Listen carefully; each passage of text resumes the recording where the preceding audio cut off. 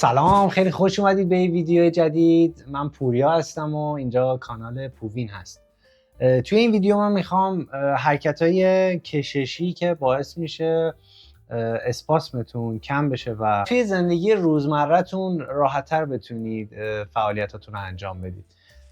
این حرکت در واقع برای استرچ دادن تاندون ایلیوپسواس هست که توی این قسمت قرار داره. این تاندون در اثر نشستن خیلی زیاد، کسایی که در واقع آسیب نخاعی دارن و روی ویلچر میشینن، این اتفاق براشون میفته و هیچ کاری هم نمیشه کرد جز تمرین دادن و استرچ دادن. یه حرکت خیلی عالی هستش که با همدیگه امروز قراره یاد بگیریم. اول اینی که میتونیم در واقع روی تخت قرار بگیریم. تا ارتفاع تخت موضوع خیلی مهمیه. ارتفاع تخت من یه مقداری پایینه و من برای اینکه یه مقداری این بیاد بالاتر دوشک بادی خودم رو گذاشتم روش. ویلچر رو توی تقریبا زاویه 45 درجه قرار میدیم و یه مقداری میایم جلو میشیم، جلوی ویلچر. وقتی که میخوایم در واقع جابجا بشیم از روی ویلچر روی تخت، این حرکت یه حرکت انفجاری هست و باید اول دست چپمون رو که به سمت تخت هست اینجا قرار بدیم. من همیشه اکثرا سعی میکنم مشت بکنم، چون مشت کردم باعث میشه که فشار کمتری وارد بشه به مچ. من به این شکل و یک دست دیگه همون که به سمت ویلچر هست و اینجا قرار میدم. قفلای چرخ ویلچر هم که زدیم و ویلچر تو حالت ثابته. اگر تازه میخواید این حرکت رو انجام بدید، قطعا تجربه ندارید و اگر یک کسی کنارتون باشه و در واقع نقش حمایتی رو داشته باشه، خیلی عالیه برای امنیت بیشتر و ایمنی. و اینکه میتونه حتی مثلا اگر 2 نفر همراه داشته باشید، میتونه یک کسی مثلا ویلچرتون رو نگه داره که این به سمت عقب حرکت نکنه و یک کسی هم از جلو نقش حمایتی رو داشته باشه. ولی چون من این کار رو خیلی انجام دادم و تجربه نسبتا کافی دارم، میتونم به صورت در واقع مستقل این کار رو انجام بدم. شما هم بعد یه مدتی قطعا میتونید این کار رو انجام بدید به صورت مستقل. پس چی شد؟ حرکت انفجاری. تو یک لحظه ما قراره از روی ویلچر بیایم روی تخت. 1 2 3. حالا پا رو از روی فوترست میذاریم روی زمین، ویلچر رو میچرخونیم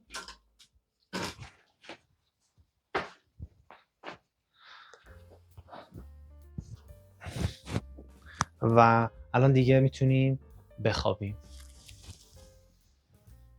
این در واقع تاندونا الان بهش استرچ داده میشه و موضوعی که هستش، اگر بخواید استرچ یه مقداری بیشتری بگیرید، میتونید یه کسی که داره کمکتون میکنه روبرو قرار بگیره و با دستش زانوهای شما رو به سمت پایین هدایت بکنه تا جایی که کف پاتون روی زمین قرار بگیره و استرچ بیشتری رو شما در واقع توی قسمت تاندون داشته باشید. مثلا میتونید دستاتون هم مثلا به سمت بالا ببرید، یه مقداری باعث میشه که حالت ریلکسی به عضلات داده بشه و حالا بیایم بالا. ببینید من مثلا سعی میکنم همیشه از تشک کمک بگیرم. ببینید الان به این شکل، امیدوارم توی ویدیو خوب معلوم باشه. دستمو میذارم و یک دستمو میذارم تقریبا توی گودی کمرم و به این شکل از 2 تا دست کمک میگیرم و میشینم. خب این حرکت اول بود. توی ادامه ویدیو بقیه حرکت‌های کششی و حرکت‌هایی که تقریبا میشه گفت در واقع حرکت‌های یوگایی هستش با هم دیگه میبینیم که ببینیم چجوری و به چه شکل هست. حالا میخوایم از روی تخت بیایم روی ویلچر.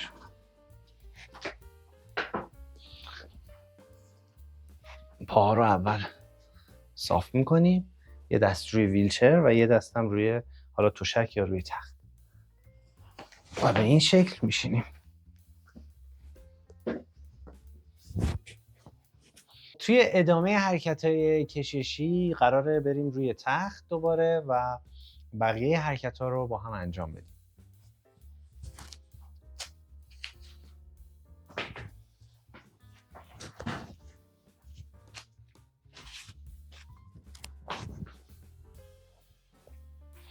خب اول با 2 تا دستمون سعی می‌کنیم پا رو به سمت بالا بیاریم و بذاریم روی تخت. در مورد تخت من یه موضوعی رو بگم. من خودم وقتی که تصادف کردم و دچار آسیب نخاعی شدم، تخت بیمارستانی داشتم تقریبا به مدت 4 سال، اینطورا شاید هم یه ذره بیشتر، 4-5 سال. تخت بیمارستانی، اون کمد بیمارستانی که کنارش قرار میگیره، یه حالت خیلی بدی به اون اتمسفر اتاق میده که شما حس خوبی قطعا نمیتونید داشته باشید، یعنی احساس میکنید که توی بیمارستان هستید. پیشنهاد من به شما اینه که در صورت امکان یه دونه از همین تختای عادی که توی همه خونه ها هستش استفاده بکنید و حالا اگر میخواید تشکتون اگر نیاز دارید، یعنی اگر آسیب نخاعیتون به شکلی هستش که مثلا گردنی هستید، میتونید از دوشک‌های مواج بذارید، البته اگر تختتون 1 نفره باشه. ولی من خودم یه مدت خیلی طولانی از دوشک مواج استفاده کردم و بعدش از تشک‌های معمولی که البته روی سطح رویش در واقع مموری فوم هستش. این تشک‌ها خیلی خوبه و من تا الان مشکل زخم بستر نداشتم. یعنی حتما اگر البته همش روی تخت تکون بخورید و فعالیت داشته باشید، احتمالاً اینکه بخواید زخم بستر بگیرید روی این تخت و دوشک‌ها خیلی پایینه و حس خیلی بهتری هم داره توی اتاقتون، چون به نظر من باید تمام کارا رو انجام بدیم که مثل آدمای معمولی که اطرافمون هستن زندگی بکنیم و احساس نکنیم که ما تفاوت خیلی خاصی داریم و همه چیزمون باید خیلی خاص‌تر از آدمای اطرافمون باشه. خب برای رفتن روی تخت باید با 2 تا دست پا رو بگیریم و بذاریم روی تخت و به این شکل پای راست و یه مقداری میایم جلو و اینجا هم دوباره حرکت انفجاری هستش، یعنی توی یک لحظه باید از ویلچر بیایم روی تخت به این شکل. خب حالا دیگه ما روی تخت هستیم. من میخوام حرکت ها رو یه جوری انجام بدم که شما بتونید نیمرخ منو ببینید، برای همین باید یه مقداری بچرخم.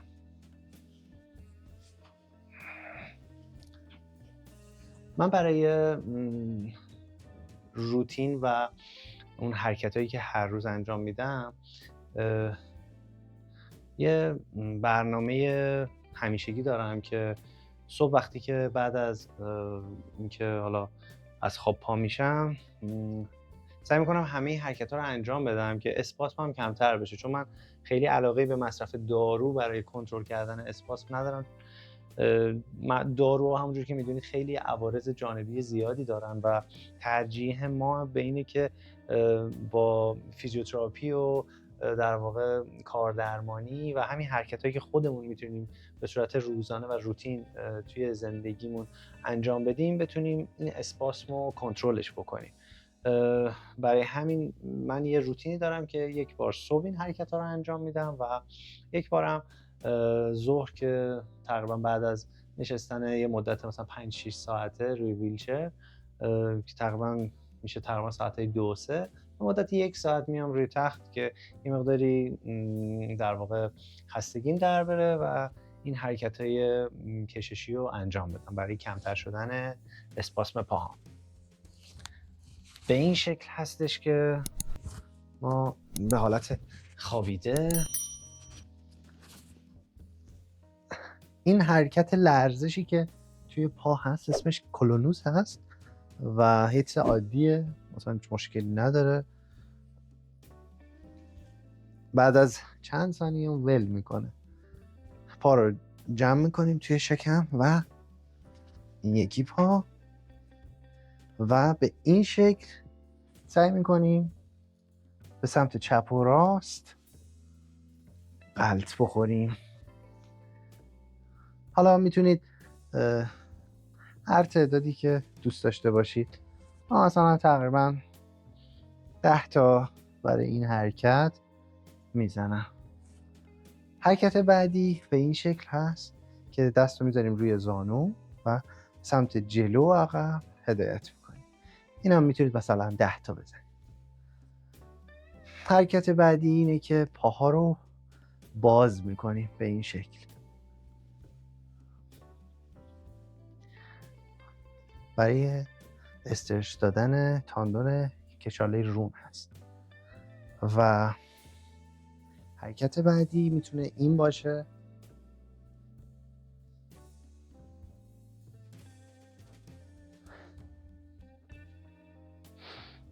و حالا میتونیم پاها رو صاف بکنیم و حرکت های بعدی رو که به صورت نشسته است انجام بدیم.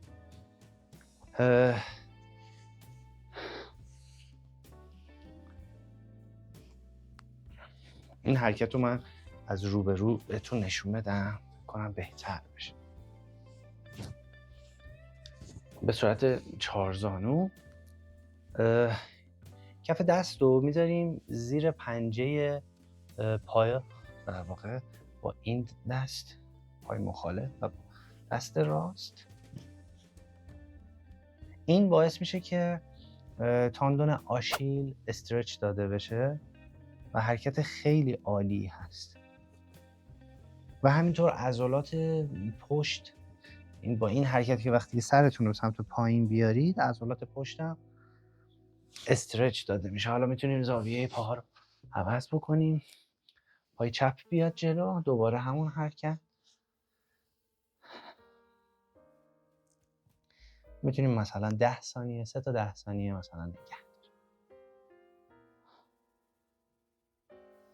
خب حالا دو تا کف پاها باید به هم بچسبه و به این شکل. ببینید من با آرنج سعی میکنم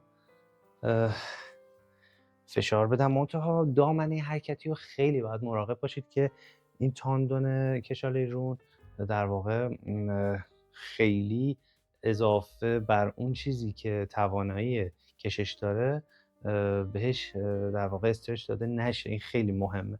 خیلی آروم و ضربه نزنید. سعی کنید خیلی آروم اینجوری ضربه نزنید. این کار خیلی خطرناک میتونه باشه. آروم قشنگ خودشو ول بکنه. من یادمه که وقتی بچه بودم، فکر کنم 6-7 سالم بود، میرفتم کلاسای کونگ فو و به خاطر اینکه استرچ داده بشه این کشاله رون، این حرکت رو یادمه که به ما تمرین میداد مربی و بعضی وقتا خودش میومد فشار رو بیشتر میکرد روی زانو. ولی حرکت خیلی عالیه. خب وقتی که این انجام شد، مثلا 3 تا 10 ثانیه رو نگه داشتیم، پا رو صاف میکنیم و دست رو میذاریم. ببینید سعی کنید وقتی پاتون صافه کف دستتون رو روی زانو قرار ندید. این ممکنه در طولانی مدت آسیب بزنه به در واقع زانوتون. سعی کنید همیشه دستتون رو بالای زانو قرار بدید و به این شکل ما میخوایم استرچ رو بگیریم. حالا اینا رو میتونید همون 3 تا 10 ثانیه، حالا هر چقدر که دوست داشته باشید و روتین خودتون هست، اون تایم و تعداد تکرار رو خودتون پیدا بکنید. حالا ببینید من آرنجم رو گذاشتم بالای زانوی پای راست و با کف دستم این پا رو صاف نگه میدارم که خم نشه و به این شکل با دست چپ پای چپ رو سعی میکنم پنجه‌شو به سمت عقب بکشم. این باعث میشه که آشیل از این زاویه هم در واقع استرچ داده بشه. میتونید نگه دارید و میگم خیلی دقت بکنید که زیاد دامنه حرکتی بالا نباشه، خیلی کم آروم آروم فشار رو بیشتر بکنید تا جایی که دیگه احساس میکنید که خیلی دیگه سفت شد. این خیلی میتونه بهتون کمک بکنه. حالا پای راست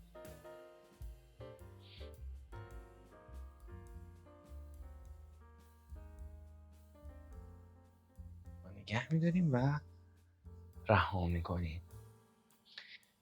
حرکت بعدی حرکتیه که باید روی تخت به شکم بخوابیم، یعنی برگردیم و یکی از حرکت‌های خیلی معروف توی یوگا هستش، حرکت گربه هست که سعی میکنیم شکممون رو به سمت بالا ببریم و این کار خیلی کمک میکنه به تقویت عضلات کور و خیلی فوق‌العاده است و در طولانی مدت بهتون کمک میکنه که در واقع استابیلیتی خیلی بهتری روی ویلچر و اون تعادلتون خیلی بالاتر بشه. من دوباره میچرخم که شما به نیمرخ بتونید ببینید.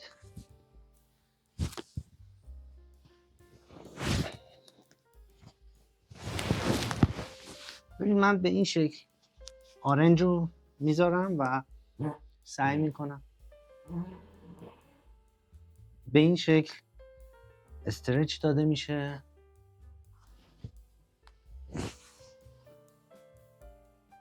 سر رو میاریم بالا. حالا باید دست رو بذاریم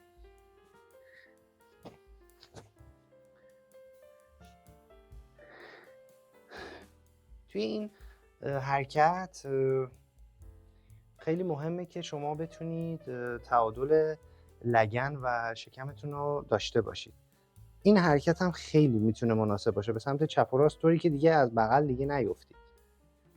میگم با کمک اول میتونید این کار رو انجام بدید تا اینکه خودتون مستقل، اونقدری که تجربتون زیاد بشه و عضلات قوی تر بشه در اثر مرور زمان، بتونید مستقل این کار رو انجام بدید. حرکت بعدی میتونه این باشه، به این شکل. این یکی از حرکت‌های خیلی معروف یوگا هست. حالا مثلا میتونید دستتون رو به این شکل بذارید که استرچ مضاعفی رو بگیرید.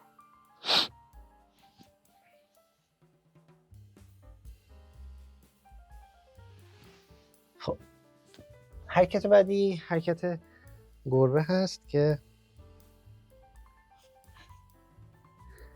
مثل گربه که هست شکم و کمرش رو به سمت بالا میاره که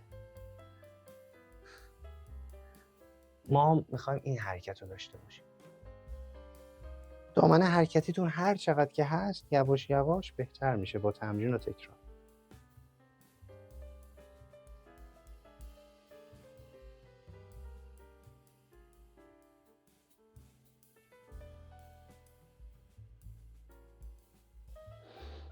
خب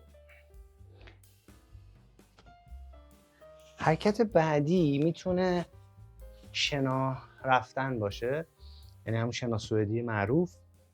من برای این حرکت از اینا استفاده میکنم که فشار کمتری به مچ بیاد.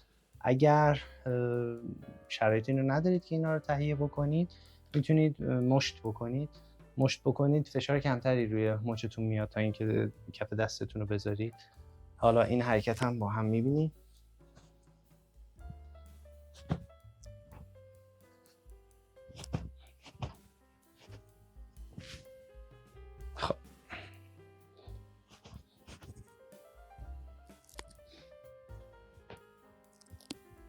هر چند تا که بتونید بدید، یه دونه با یه دونه شروع بکنیم. قراره که ما بالا تنه رو قوی بکنیم، چون بالاتنه ما یه جورایی باید جور پاهامون هم بکشه. برای همون خیلی مهمه که ما در واقع این بالاتنه خودمون رو قوی بکنیم. امیدوارم این ویدیو رو دوست داشته باشید و براتون مفید بوده باشه. اگر فکر میکنید این ویدیو و این مواردی رو که من توی تمرین بهش اشاره کردم برای کسی مفید هست، براش ارسال بکنید و با لایک کردن و سابسکرایب از کانال من حمایت بکنید. همینطور اگر اون زنگوله کنارش هم بزنید، جزو اولین کسایی هستید که ویدیوهای منو میتونید ببینید. اگر هر سوالی یا هر موردی بود، خوشحال میشم که توی قسمت کامنت ها برام بذارید. من حتما همه رو میخونم و با عشق بهتون جواب میدم. امیدوارم که همیشه تنتون سالم باشه و لبتون خندون.